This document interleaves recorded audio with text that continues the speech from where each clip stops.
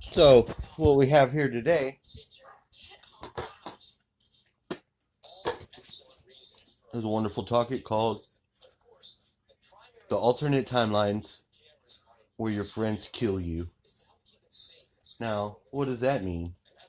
What's creepy about that?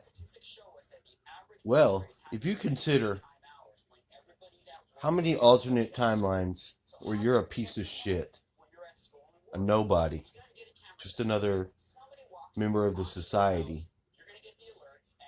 and then the timelines where you are like a very high being, and what is that? What does it mean to actually collapse the timeline or enter into a manifestation?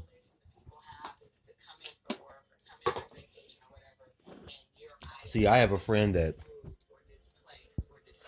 wouldn't even live in this town if it were not for just the general loving friendship. And then also how just the person that person is has caused me so much trouble in my relationship with women just because of their ability to talk.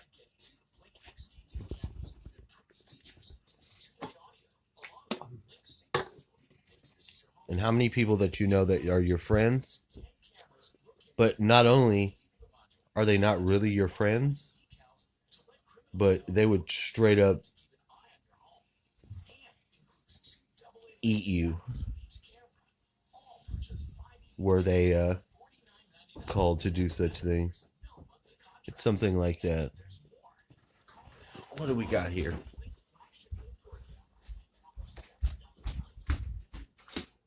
No. Mr. Shelter in Place. Shelter in Place. What's up, buddy? How you doing? You okay? I'm doing fine. I got a little bit. So if you excel in a certain profession, say you're a hunter, you hunt animals, at what point do you distinguish your friend from your hunt? You get graveyard dirt so you can do the coffin curse. What's that about? I mean, do you really know what you're doing when you're doing it? If you're one of these people who get so upset when they don't understand something, and you don't understand how much anger that you've already poured into the reality in violence. You listen to some people. If you tell them something, if you're able to let out what's in your mind, if you're able to share with them how angry they get, and why do they get angry? They don't understand it.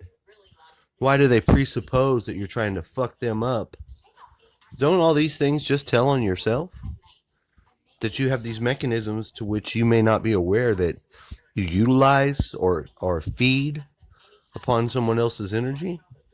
If you don't draw those connections and you're aware that we're in a vampirical system, you should go ahead and carry those lines out. You should go ahead and connect those dots for yourself. Because if you don't realize when you are a vampire, or you are consuming the peace and well-being of someone else, then you're a monster. And now is a good time to find that out, because we're all in a dangerous state.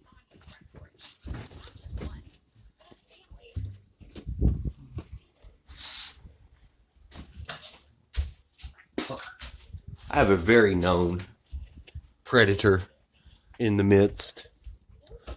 I've known my whole life. And the person, a good friend of mine, really isn't. When it comes to when I need something, it's really not. But it's always been, I've always been the one that called them. And when they had major things going on. Because they needed it. And it's never worked the other way around. It's never worked. It's not only a void of understanding of my own situation and trials, but it's a lack of even caring.